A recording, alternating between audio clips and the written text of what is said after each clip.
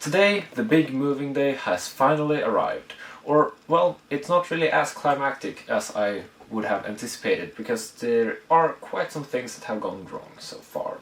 I was planning on moving all of the medium-sized and small enclosures tomorrow, and then the day after that I would be moving this one along with the two other enclosures that are 90 centimeters tall and cannot be moved in a normal car. I was going to move those in 2 days. However, there's a storm this weekend. Because why not? And when the storm has a name, then you know that you have a problem.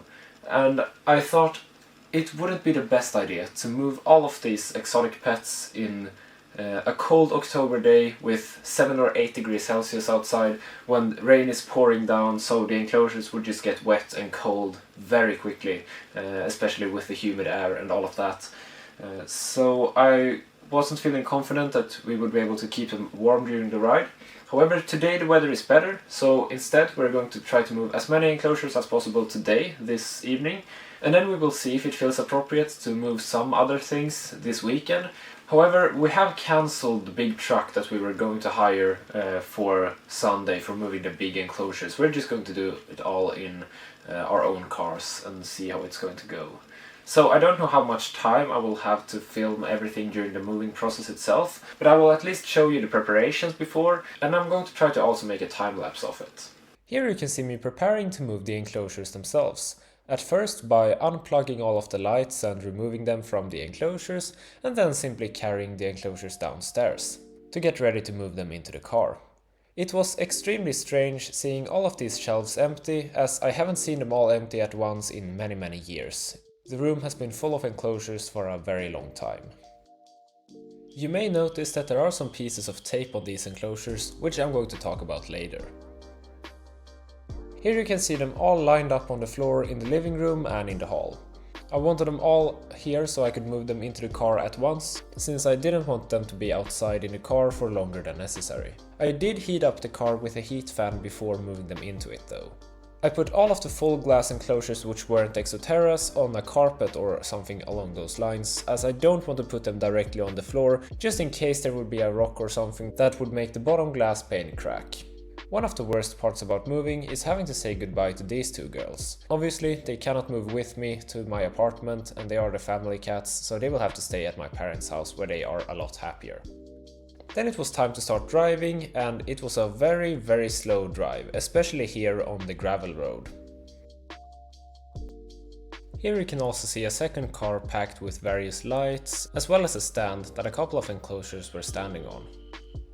And now you can see a time lapse of us installing the first enclosures as well as the lights. And it was extremely satisfying seeing them all come into place.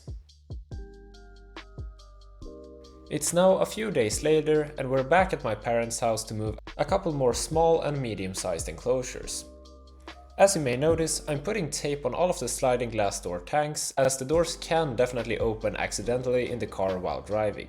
This is something that I even have experience of happening in two enclosures which didn't have frogs in them, so I didn't bother taping those up. You can also see me unplugging the misting system, preparing for the move. Here you can see the second round of enclosures ready to be moved. And now you can see us driving, entering the city of Gothenburg, or Göteborg in Swedish. This second time lapse was probably even more satisfying than the first one, since even more enclosures were starting to fill up the shelves.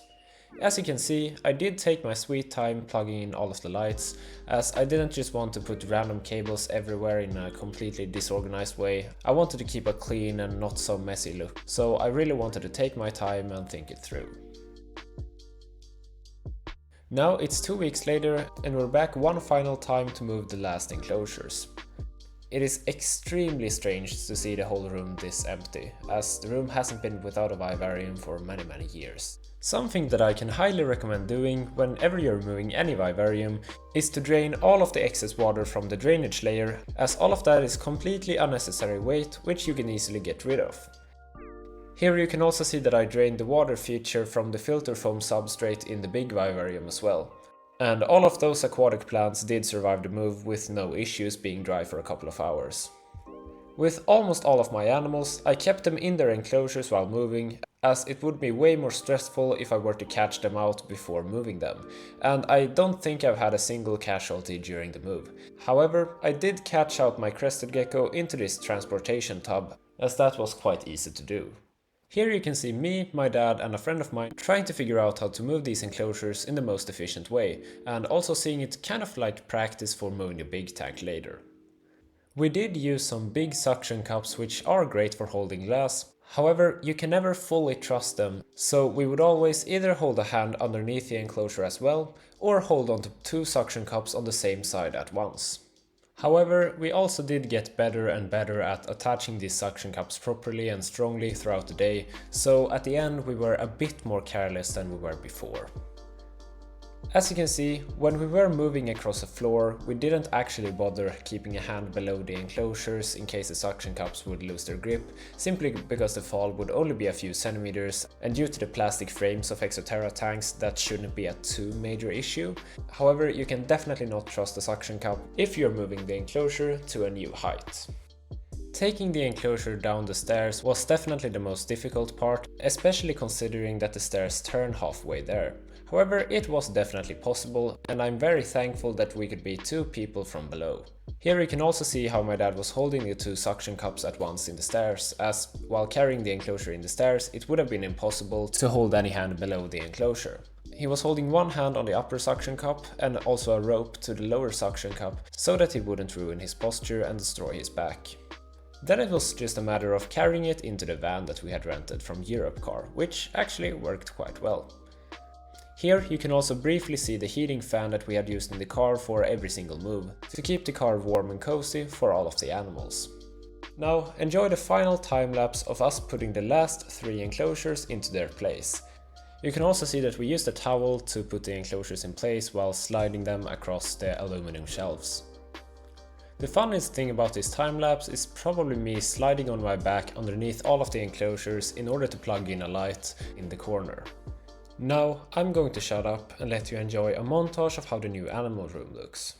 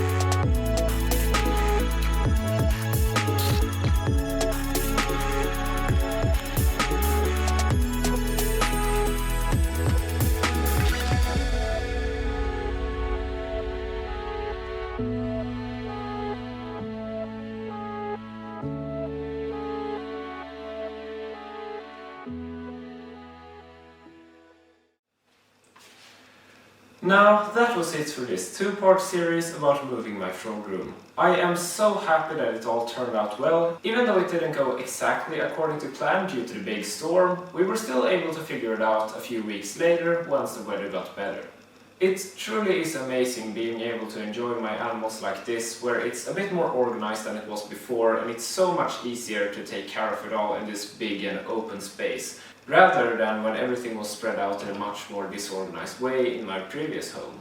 And with the way that this room is set up, I simply get to enjoy my animals every single second that I spend in here, besides the hours when I'm sleeping in the bedroom, and then I just go immediately out here to look at the frogs. There will be a new frog room tour in the somewhat near future. It's not going to be super soon, I don't think, because I'm quite busy most days. But I will try to make it happen as soon as possible, because I have a few new frogs and I have also moved a few frogs around in the room. So I definitely have some things to update you on. I do also have some future projects. As you can see, there is room for more exoterras in this shelf, and of course these plastic bins are not a permanent solution. They are eventually going to get replaced by 2 more exoterras. There's going to be one really wide one here and one less wide, the same size as this one over here. And I will actually be buying the wide one very soon, so there will eventually be a build project whenever I have time to get to that. Other than that, I think that's pretty much it for this video. I really hope you enjoyed this moving saga, and I cannot wait to show you more of this frog room in future videos. If you want to see more of my animal room, feel free to check out my Instagram page at gecko_geek06, where I usually upload a lot of sneak peeks and early content from my animal room.